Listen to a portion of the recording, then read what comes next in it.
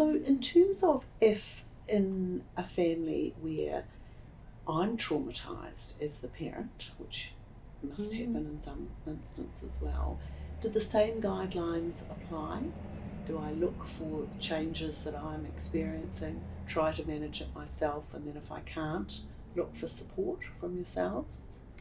Yeah, I think so important, isn't it? Because chances are you've been in the same traumatic event, and what we would always say to parents is, if you're not coping, if you're really struggling, then we recommend that you seek your own support, because what your kids need most is for you to be well, and we can't do that if our cup's empty.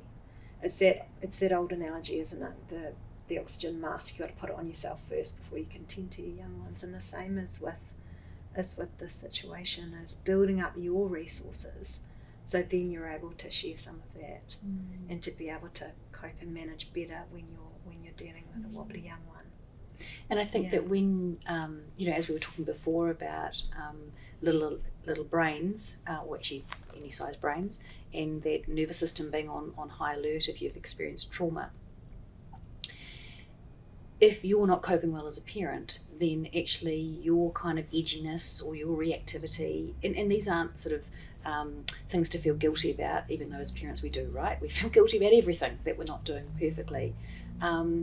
Your traumatized kid is likely to react to that more.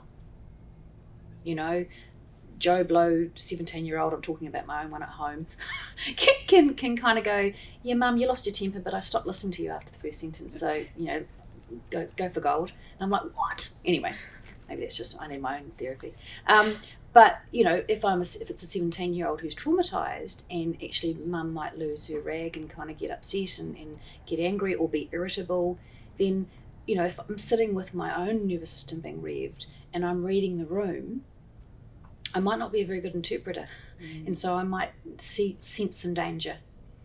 And again, that I'm not saying that to make parents feel more guilty or more responsible, but it's just, I suppose, a shout out to say, if you're feeling reactive and your revs feel high, your traumatized person is going to be sensing that too.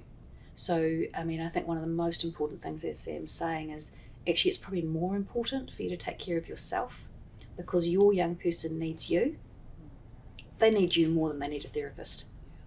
Yeah? And so if you're not doing okay, then in fact that's actually the priority, is how do we kind of help fill your cup and get your resources, or bring some other people in, because it might be, hey, actually my capacity to support my young person around this particular issue is a little bit limited, and I'm actually being honest, and that's okay for me to acknowledge that. So how do I bring in someone else from the whānau to kind of be alongside me, or give myself some time away, so that actually this young person transparently gets the message that, hey, I'm okay, I'm just a bit wobbly, but I've also got some things I know how to do to take care of myself.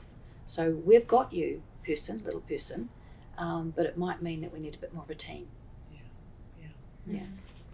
And as you were talking, Catherine, I was also thinking that you here as a parent with decades of life experience, right? And also maybe previous traumatic experiences that can kind of be triggered if, because you might have had stuff in the past. So being really mindful of how you're doing and how you may be impacted, and there might be a little person inside of you that's kind of got wobbly and not coping, and getting that extra support, kind of with an understanding that things can trigger our past hurts as well. Yeah.